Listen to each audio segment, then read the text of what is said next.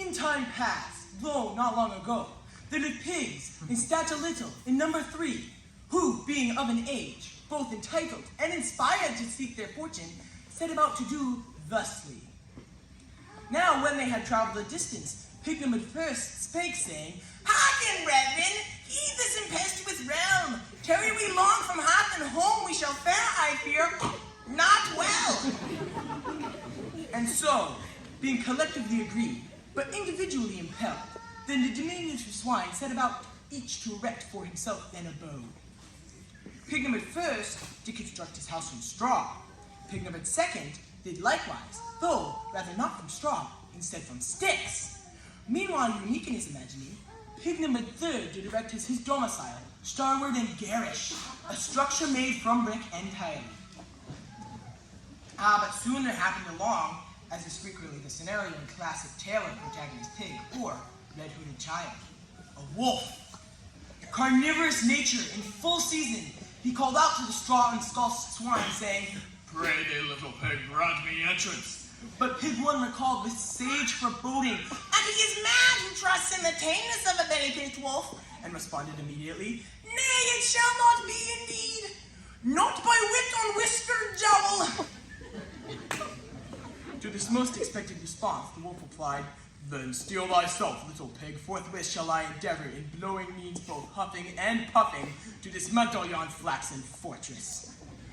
Whereupon there issued forth from the wolf an exhale of gale proportions that quickly rendered straw hovel to dregs and dross and carried aloft piglet and shattered quarters both. Exposed now to claw and fang, Pig 1 made haste wolf in pursuit to the stick-festooned sanctum of Peccary Secondary, causing Pig 2 to cry out in dismay, "Well, this knocks my knickers! The marshalling of a feral wolf to my doorstep is nowhere among those endeavors, amendable or congenial."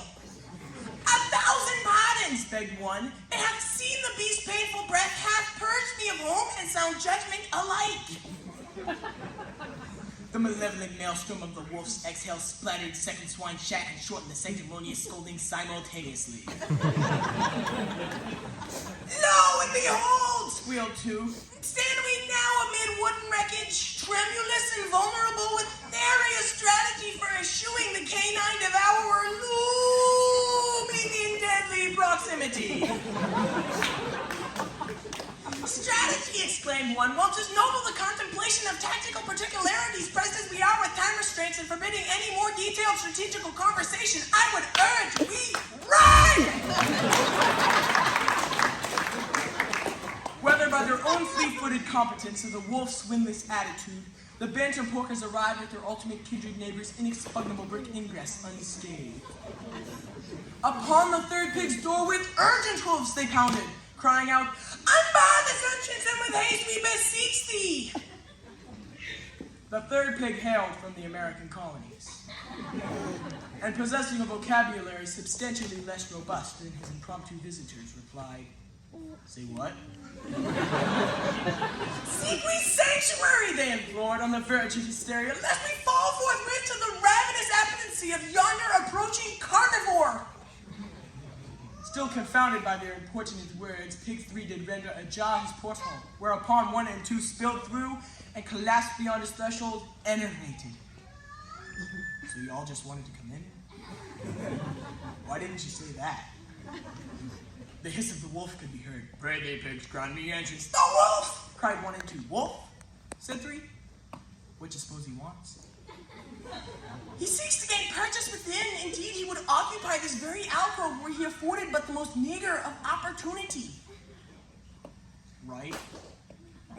Reckon I'll just ask him what he wants." "Under no circumstances," squealed 2, flinging himself against a porthole. "There is not to be gained accosting external opponents save our own immediate demise." "What did you say about my mama?" House and occupants were again engulfed in a malevolent blast of wolfish wind. The foundation shook, the frame rattled, and lo, to the astonished eyes of piglets and encroaching scoundrel alike, stood the third pig's lodging undaunted. Aghast and befuddled, 2 queried of 3, How doth against such relentless and torrential onslaught this domicile endure? Pig 3 puffed out chest, tapped a hoof to the hearth, and responded, "It's American made."